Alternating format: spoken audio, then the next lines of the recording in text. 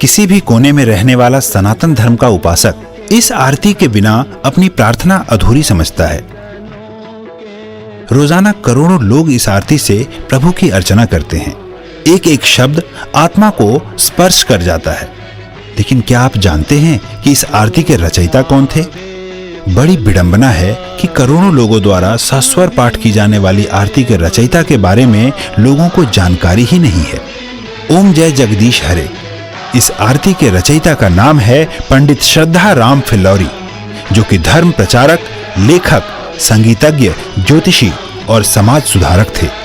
इस विश्व प्रसिद्ध आरती की रचना उन्होंने सन 1870 में की थी। सिर्फ रचना ही नहीं, धुन भी उन्होंने ही तैयार की थी। इस महान आत्मा का जन्म 30 सितंबर 1837 को फिल्लौर, पंजाब में हुआ था। इनके पिता जय दयालु जी एक प्रसिद्ध ज्योतिषी थे। बचपन से ही श्रद्धा राम जी इतने कुशाग्र थे कि मात्र 10 वर्ष की आयु तक ही कई भाषाओं का ज्ञान अर्जित कर चुके थे। लोग इस बालक की कुशाग्रता से प्रभावित होते थे, लेकिन किसी को मालूम नहीं था कि इस बालक की रचना युगों तक प्रचलित रहेगी।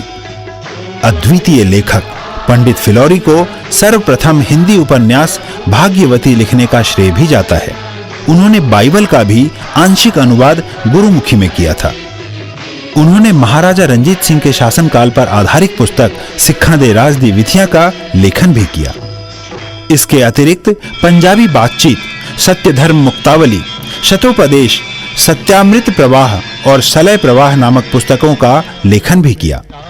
वह समाज सुधारक भी थे। जाति पाति के बंधन को न मानने वाले पंडित जी ने मेहताब कौर से शादी की थी, जो कि सिख परिवार से संबंधित थी। वह बाल विवाह, लड़के लड़की में भेदभाव, नवजात कन्याओं की हत्या जैसी कुरीतियों के विरोधी थे। उन्होंने स्त्रियों को समान अधिकार दिलवाने और उनके शिक्षा का समर्थन एवं प्रचार भी किया। पंडित श्रद्धाराम फिल्लौरी 1857 के प्रथम स्वतंत्रता संग्राम से प्रभावित होकर लोगों को एकत्रित करके देशभक्ति की गाथाएं सुनाते थे। अंततः ब्रिटिश सरकार ने उन्हें फिल्लौर से पलायन करने का हुक्म दिया।